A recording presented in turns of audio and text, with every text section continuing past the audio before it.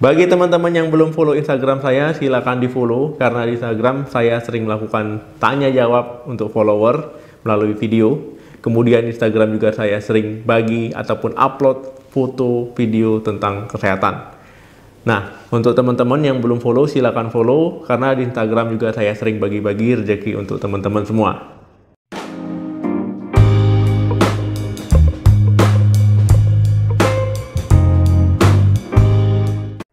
Halo, assalamualaikum warahmatullahi wabarakatuh. Balik lagi di channel saya. Semoga teman-teman semua selalu dalam keadaan sehat. Amin. Teman-teman, ya, sistem pencernaan tubuh kita itu sangat berperan terhadap kelangsungan hidup kita. Kenapa? Ya, karena sistem pencernaan mengolah makanan, memproses makanan, ya, menyerap nutrisi yang dibutuhkan oleh tubuh, ya, agar tubuh bisa bekerja dengan baik, agar tubuh bisa bekerja secara optimal, ya, fungsi-fungsinya. Jadi penting sekali, ya, untuk menjaga kesehatan pencernaan.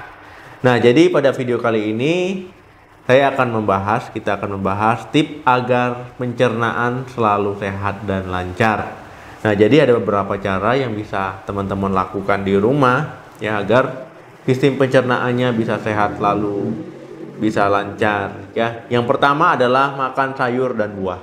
Kenapa disarankan makan sayur dan buah? Ya, selain sayur dan buah itu memang makanan yang sehat, mengandung vitamin dan mineral yang diperlukan oleh tubuh kita, ya, sayur dan buah itu kaya akan serat. Nah, jadi serat memang harus ada di menu makan teman-teman setiap hari. Kenapa? Karena serat itu bagus untuk sistem pencernaan, ya. Supaya teman-teman terhindar dari sembelit, supaya teman-teman terhindar dari radang usus, ya, supaya teman-teman terhindar dari ambeien ataupun masalah pencernaan lainnya. Nah, jadi, ya, serat ini, ya, teman-teman konsumsi dari sayur dan buah itu tidak perlu yang mahal-mahal, cukup sayur dan buah yang gampang teman-teman temui di lingkungan teman-teman. Jadi nggak perlu harus, dok, saya makan sayurnya harus brokoli. Ya enggak, ya, sayur apa saja tapi diolah dan dimasak dengan cara yang benar, dengan cara yang sehat akan sehat.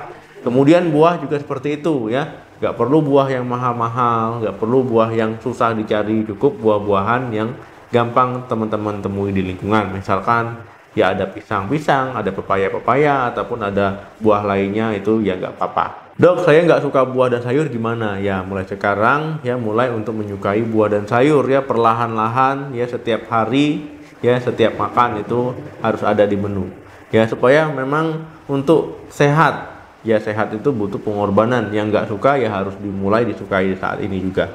Yang kedua, konsumsi probiotik. Nah, jadi teman-teman mungkin ada yang asing dengan probiotik, ya, tapi mungkin tanpa disadari, ya, setiap harinya ataupun di beberapa menunya teman-teman sudah makan. Ya, misalkan di tempe, yogurt, kimchi, ataupun miso. Nah, jadi makanan-makanan tersebut adalah makanan yang umum, ya, yang mengandung probiotik. Nah, jadi probiotik ini apa? Jadi probiotik ini, ya, bakteri baik yang hampir sama di usus kita. Nah, dia bisa melawan bakteri jahat di usus kita, bakteri merugikan di usus kita, ya, sehingga kesehatan pencernaan terjaga, penyerapan ataupun proses nutrisi tubuh kita berjalan dengan baik, ya, imunitas kita juga meningkat. Nah, jadi seperti itu gampangnya. Atau teman-teman mengkonsumsi suplemen probiotik itu juga boleh, tapi ingat, sesuai aturan pakai, jangan berlebihan, karena sesuatu yang berlebihan juga nggak baik. Yang ketiga, batasi konsumsi lemak. Nah, ingat, ya, teman-teman, lemak itu kenapa nggak boleh banyak-banyak? Ya, karena dia sulit dicerna, kemudian juga bisa menyebabkan kolesterol, ya, bisa menyebabkan teman-teman nanti berat badannya berlebih, ya, yang jelas jadi tidak sehat. Nah, ini yang dimaksud adalah lemak yang tidak sehat, ya. Misalkan teman-teman suka makan yang digoreng, ya, terus makan makanan yang tinggi lemak, kulit ayam ataupun makanan lainnya, ya, ini memang tidak disarankan. Tapi bukan berarti teman-teman tidak boleh makan lemak sama sekali. Kalau lemak sehat itu malah dianjurkan, karena lemak itu merupakan bahan baku, ya, tubuh kita untuk sebagai hormon, ya. Dalam produksi hormon, ya, lemak diperlukan. Kalau seandainya nggak ada lemak, ya, hormonnya pasti nanti terganggu. Nah, lemak sehat, ya, bisa teman-teman temui dari misalkan teman-teman mengkonsumsi buah alpukat, kemudian minyak zaitun, ya. Nah, tapi ingat, ya, jangan juga berlebihan, jangan juga terlalu banyak. Nah, jadi, dok, kalau saya masak bagusnya gimana ya, dipanggang ataupun direbus, dikukus ya. Jadi hindarilah mengkonsumsi makanan gorengan terlalu banyak. Yang keempat, mengkonsumsi air putih. Nah, jadi teman-teman mungkin sering ya mendengar ajakan mengkonsumsi air putih, cukupi kebutuhan air putih ya. Nah, jadi memang itu sangat penting ya, supaya tubuh kita bisa bekerja secara optimal, tubuh kita bisa bekerja dengan baik ya, termasuk sistem pencernaan. Kalau seandainya teman-teman malas mengkonsumsi minum air putih ya, ya otomatis pekerjaan tubuh kita jadi nggak baik, nggak lancar. Nah, jadi dengan mengkonsumsi air putih yang cukup, nah ini akan memudahkan proses pencernaan tubuh kita ya. Nah, sistem pencernaan akan bekerja dengan baik ya, jadi lebih sehat. Nah, ini membantu ya memecah lemak, memecah serat larut air. Nah, jadi pencernaan akan jauh lebih sehat. Kemudian dengan mencukupi kebutuhan air putih ini juga akan membantu ya sistem pencernaan terhindar dari sembelit ya, dari wasir ataupun dari ambeien. Nah, jadi memang harus cukupi kebutuhan air putih minimal 8 gelas sehari. Yang kelima, makan secara perlahan. Nah, banyak orang yang mengabaikan hal ini ya. Banyak orang yang makan terburu-buru, dikejar waktu. Banyak orang yang makan terburu-buru memang karena kebiasaan. Banyak orang yang makan terburu-buru karena asik ngobrol. Ya, jadi memang makan itu harus perlahan ya. Jangan 2-3 kali ditelan makanannya ya. Karena ini akan membebankan sistem pencernaan tubuh kita dalam memproses makanan. Nah, kemudian ketika teman-teman mencerna makanannya itu halus ya, karena mengunyahnya perlahan, mengunyahnya lama, ini akan membantu pekerjaan pencernaan menjadi lebih mudah ya. Jadi tidak bekerja terlalu berat. Nah, ini penting juga ya, jangan teman-teman 3-4 kali kunyah langsung telan. Biasakan mulai saat ini, pelan-pelan saja, jangan makan sambil ngobrol. Yang keenam, jangan tidur setelah makan.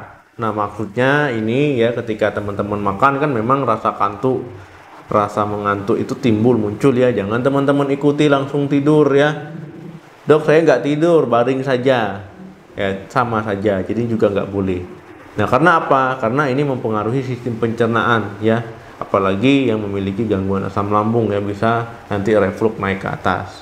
Nah, kemudian juga pencernaan kita juga tidak bisa bekerja secara optimal kalau teman-teman berbaring ataupun tidur setelah makan. Jadi usahakan ya 2-4 jam ya setelah makan baru teman-teman tidur ataupun teman-teman berbaring ya. Ya 2 jam bolehlah, 3 jam baik, 4 jam jauh lebih baik. Nah, jadi jangan biasakan ya, walaupun hanya rebahan juga nggak boleh. Yang ketujuh, aktif bergerak. Nah, jadi teman-teman ya, daripada teman-teman banyak rebahan, banyak tidur-tiduran, main gadget ataupun lainnya ya, lebih baik teman-teman aktif bergerak, misalkan olahraga ya, misalkan jogging ataupun melakukan kegiatan di luar ruangan ya. Nah, ini akan jauh lebih baik. Kenapa? Karena orang yang rebahan ya, sistem pencernaannya biasanya kurang aktif ya. Nah, dengan teman-teman aktif bergerak, ini akan membantu sistem pencernaannya, pergerakan ususnya itu jauh lebih baik ya, membantu pergerakan ususnya menjadi baik. Nah, tapi jangan juga teman-teman habis makan ya langsung teman-teman olahraga, itu juga nggak boleh. Jadi ya usahakan 1 jam ya, 1 jam setelah makan baru olahraga. Nah, orang tua dulu pasti mengatakan seperti ini, istirahat dulu biar makanannya turun dulu baru olahraga. Nah, seperti itu kan. Nah, jadi memang benar ya, jadi harus ditunggu dulu ya baru olahraga. Yang ke-8, hindari stres. Nah, jadi teman-teman ketika kita sedang stres ya, bukan hanya pikiran saja yang terpengaruh, tapi tubuh kita secara menyeluruh terpengaruh ya, termasuk sistem pencernaan. Nah, kalau seandainya tubuh kita sedang stres ya, ada orang yang mengalami kalau stres ada masalah itu dia sering diare. Ada yang kalau seandainya stres asam lambungnya naik jadi mual-mual sampai muntah, ada yang nggak nafsu makan. Jadi banyak sekali ya yang diakibatkan oleh stres ya terhadap tubuh kita ya. Bukan di sistem pencernaan saja, tapi bisa seluruh. Nah, jadi memang kalau seandainya teman-teman sedang stres, ya lakukanlah kegiatan-kegiatan yang menyenangkan. Misalkan teman-teman suka main bola, teman-teman suka musik ataupun suka menonton film ya, lakukan kegiatan positif yang menyenangkan ya, yoga, meditasi ataupun jogging. Jadi supaya stresnya hilang, stresnya bisa diatasi. Oke teman-teman, ya itu tadi tips-tipsnya ya supaya pencernaan sehat dan selalu lancar. Ya, semoga mudah dipahami, semoga mudah diaplikasikan. Terima kasih yang sudah menonton video ini sampai habis. Jangan lupa di like, di share, dan juga komen di video ini. Sampai ketemu lagi di video saya selanjutnya. Semoga kita selalu sehat. Salam sehat, sampai jumpa.